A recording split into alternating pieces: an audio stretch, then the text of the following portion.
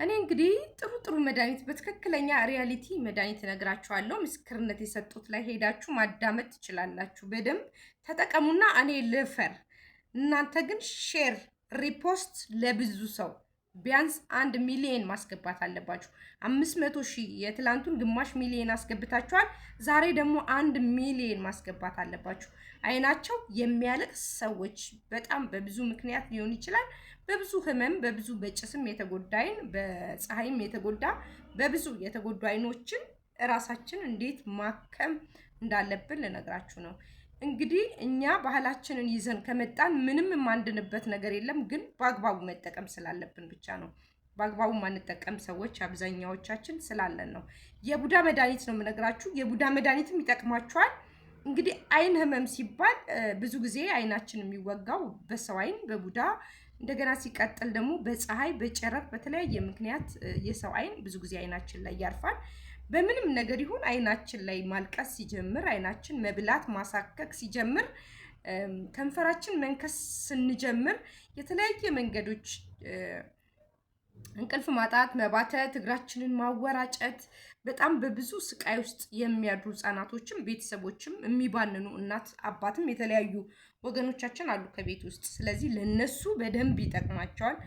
አይኑን ለታመመ ሰው በተለይ አይኑን ለታመመ ሰው ያው የቡዳ መድኃኒቱ ምንም ጥያቄ የለውም፣ ወዲያው ፈውስ ነው። 3 ቀን ካደረጋችሁ የለም ይሄ በጣም መወራጨት፣ ጥርስ ማኘክ፣ አይኑን ማሸት፣ የተለያየ ነገር ማድረግ ይቆማል ማለት ነው። ከዛ ሲቀጥል ደግሞ መድኃኒት ነው። መድኃኒትነት እንጠቀምበታለን። ለቡዳ መድኃኒት ያዘጋጀነውን ለብዙ መድኃኒቶች እንጠቀማለን። ለብዙ ማለት ነው። ለብዙ እንደዚህ ነው የማይባል እኛ ሰውነታችን አካል ላይ ላለው ነገር ሁሉ እንጠቀማለን።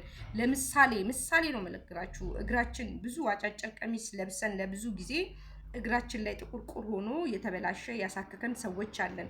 ውበት እያለን ስንጠቀም የነበሩ አጫጭር ቀሚሶች እና ከዛ በኋላ ደግሞ እጃችን ይሄ አካላችን የቆሳሰለን ሰዎች የሰው አይን ያለብን የተወጋን ሰዎች ነን። እሺ እመኑኝ። ፀጉራችን የሚፈነዳደው ፀጉራችን በጣም ቁስልስል የሚል ፊታችን የሚቆሳስል ሰዎች ይሄ ከሜካፕ ውጪ ሜካፕ ከተጠቀማችሁ ሰዎች ውጪ ሌላ ባድ ነገር ከተጠቀማችሁ ሰዎች ውጪ ከመሬት ተነስቶ ሰውነታችሁ የቆሳሰለ አሁን አለርጂ ይባላል። ሐኪም ቤት ሲኬድ አይታወቅም መድኃኒቱ። የእውነቴን ነው የምነግራችሁ። በሽታውን ራሱ አያውቁትም። ምንድን ነው የሚሉት? አለርጂ ነው የሚሉት፣ ግን አይደለም። የሰው አይን ነው። የሰው አይን ስለሆነ ራሳችን ቤት ውስጥ እንዴት ማከም እንዳለብን በደንብ አድርጋችሁ ነው መታከም ያለባችሁ፣ ያለ መሰልቸት ማለት ነው። ረጅም ጊዜ አይደለም፣ ቶሎ ነው የምትድኑት። ደግሞ ደስ የሚለው ነገር እሱ ነው። ይሄ ደህና ቀጠሮ ተሰጥቷችሁ እንደዚህ አድርጋችሁ በዚህ ወታችሁ ወርዳችሁ ከፍላችሁ ምናምን የሚባል ነገር የለም። ማቴሪያሉን ትገዛላችሁ፣ ቤታችሁ አዘጋጅታችሁ ቤታችሁ ትጠቀማላችሁ ማለት ነው። አይናችሁ እንግዲህ ከአይን የጀመርኩላችሁ አይናችን በጣም የሚያለቅስ እንባ ያለን ሰዎች ፊታችን እስኪበላሽ አይናችን ደግሞ ይሄ እስኪጠቋቁር እንባ እስኪያበላሸን ድረስ የሚቆሳሰልን ሰዎች ምን ማድረግ አለብን መሰላችሁ? በዛው ለምን እንደሚያስፈልግ ነግሬያቸዋለሁ። አንደኛ በጣም ኢምፖርታንት ነው። እሺ ምንም ነገር እዚህ ውስጥ መጉደል እንደሌለበት ወቁ። ምንም ነገር መጉደል እንደሌለበት ማለት ነው። ሙሉ ሰውነታችንም አለርጂ ምንም ልንጠቀምበት አይደለም። አንደኛ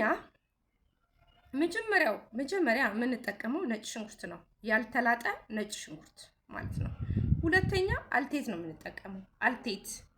ሶስተኛ ከርቤ ነው የምንጠቀመው፣ ከርቤ። አራተኛ ግዛዋ ነው የምንጠቀመው፣ ግዛዋ እንዳትረሱ። ከርቤ፣ አልቴት፣ ግዛዋ። እሺ ከዛ ቀበርቾ እንጠቀማለን።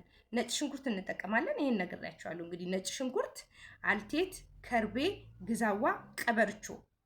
ይሄንን እነዚህን እንዳለ አድርገን በአንድ ሙቀጫ ውስጥ ጭፍጨፍ አድርገን እንወቅጣለን። በደንብ ጸበል እየጨመርን ውሃ እስኪወጣው ጸበል እንጨምርበታለን።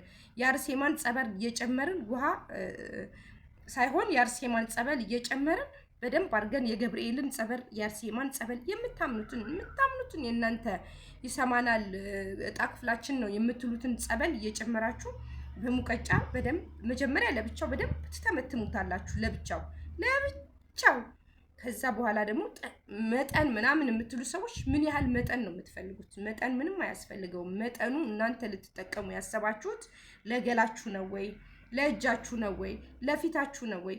ብዙ ጊዜ ተሰርቶን ቢቀመጥ እንኳን ምን ይደረጋል? ይደርቃል። ስለሚደርቅ ጸበል እየጨመርን ማላላት እንችላለን። ግን ለብዙ ጊዜ አይደለም፣ ለተወሰነ ጊዜ ለተወሰነ 1 6 ወር 7 ወር እንጠቀምበታለን። አንድ ጊዜ የተሰራውን ማለት ነው። አይበላሽም፣ አይሻግትም። ቢደርቅም እዛው እስክው ብሎ ሽታው ፓወር አለው ራሱ ስለሚቋጠር ማለት ነው። እና እሱን በአንድ ላይ ወቅጣችሁ እንግዲህ አዲስ ጨርቅ ማለት ነው። አዲስ ጨርቅ፣ የነጠላ ጨርቅ፣ ውሃ ያልነካው ጨርቅ፣ እሱ ላይ የምንፈልገውን ጸበል ያህል እንግዲህ አሁን የምንቀባባው ከሆነ በደንብ በጸበሉ ያንን የወቀጥነውን ነገር መበጥበጥ አለብን። በጸበሉ አይደለ የምንቀባባው ለሰውነታችን ለቆሳሰለ እከክ ለሆነብን ሰዎች ድሮ ራቁታችን ስንሄድ በጣም አጫጭር ቀሚስ ለብሰን ስንሄድ እኔ አሁን አጭር ቀሚስ ነበር የምለብሰው። አሁን እድሜ ትንሽ ገድቦኝ ነው ግን እለብሳለሁ አሁንም። እና በዛን ሰዓት የምንለብስ ሰዎች የተበላሸ ሰውነታችንን የሰው አይን ስለነካን በአዲሱ ጨርቅ ላይ ያንን የወቀጥነውን አንድ ላይ በአዲሱ ጨርቅ ላይ እንጨምርና እንደዚህ ጭምቅ አድርገን ስኒ ላይ በደንብ እናወጣዋለን ማለት ነው። በደንብ አድርገን ስኒ ላይ እናወጣዋለን፣ ወይ ብርጭቆ ላይ ወይ ስኒ ላይ ወይ ሆነች ኩባያ ላይ አውጥተን ሙሉ ሰውነታችንን ያ የተበላሸ ፓርታችንን እንቀባዋለን። ለ17 ቀን እንደሱ አድርገን እንቀባለን። ለ17 ቀን እዛው ላይ ሳንታጠብ፣ በተለይ ቤት ከሆነን እዛው ላይ ሳንታጠብ ላይ ስራ የምንውል ከሆነ ግን ማታ እንታጠባለን፣ ጠዋት እንታጠባለን። ማታ እንቀባለን፣ ጠዋት እንታጠባለን። ማታ ግን አንሶላ ላይ ምናምን እንዳይጠራረግብን መጀመሪያ ከመግባታችን በፊት ቁጭ ማለት ስንጀምር ረጅም ሰዓት ላይላችን ላይ መቀመጥ ስላለበት እንዲደርቅ ላይላችን ላይ ማታ እንቀባለን። ጠዋት ስንሄድ ተነስተን እንታጠባለን። ቤት ከዋላችሁ ግን አብሯችሁ ቢውል ችግር የለም። ለ14 ቀን ተጠቅማችሁ ሰውነታችሁ ላይ የሚቆሳሰል የሚፈነዳዳ ነገር ካልጠፋ እኔን ሰው አትበሉኝ። ከዛ አይናችሁ የሚያለቅስ ሰዎች እንደ ውሃውን ያንን ውሃ እንደዚህ አድርጋችሁ እሱን ደግሞ እንደዚህ አይናችሁ ውስጥ እንዳይገባ ተጠንቅቃችሁ እንደዚህ ለ7 ቀን አይናችሁ ስር እንደዚህ ምንም ቀኑ ቢያልፍ ምናምን ችግር የለውም፣ ቀን ገደብ የለውም። ግን ንጹህ እንድትሆኑ ብዬ ነው። በዛ መሀል ንጹህ ሳትሆኑ ትነካኩትና እንዳይረክስባችሁ ነው። ዞሮ መድኃኒት አይደለም። እንደዚህ ዙሪያችሁን አይናችሁ የሚያለቅስ ሰዎች ለ7 ቀን አይናችሁ የሚያማችሁ አይናር ያላችሁ ሰዎች የተለያየ የሚቀላ መጥፎ ስሜት አይናችሁ አካባቢ ማሳከክ ምናምን ስሜት ያላችሁ ሰዎች ያንን የጨመቃችሁትን ውሃ እንደዚህ ታደርጋላችሁ። ለልጆቻችሁ ደግሞ ከዛ ላይ ከሰራችሁ በኋላ ቁጥር ታረጉና ረዘም አድርጋችሁ አንገታቸው ላይ ታንጠለጥላላችሁ። እንግዲህ ብዙ ጊዜ የምነግራችሁ ልጆቻችን በተለይ ትምህርት ጀምረው ከኛ እስኪወጡ ድረስ ብናደርግላቸው ጥሩ ነው። እኛ ጋርም እያሉ ትምህርት ቤትም እያሉ አስረው በረጅሙ ቢሄዱ እዚህ ዩኒፎርማቸው ስር ምንም ችግር የለውም። አፒታይታቸው ነው የሚከፈተው፣ ነፃ ይሆናሉ ልጆች፣ አይምሯቸው ክፍት ይሆናል፣ የትምህርታቸው ደስ ይላቸዋል፣ ምግብ በደንብ ይወስዳሉ፣ ህመም ስሜት ምንም አይኖራቸውም። እነዚህ ልጆች ሙሉ ፉል ፓኬጅ ጤነኛ ናቸው። እግዚአብሔር ነው የምላችሁ። ስለዚህ ለልጆቻችሁ ሁል ጊዜ እነዚህን አዘጋጁና ሁል ጊዜ ቤታችሁ ውስጥ መጥፋት የሌለባቸው እነዚህ አሁን የነገርኳችሁ ነገሮች መቼም ቢሆን ቤታችሁ መጥፋት የለበትም። ምክንያቱም ኢምፖርታንት ነው ለልጆቻችሁ።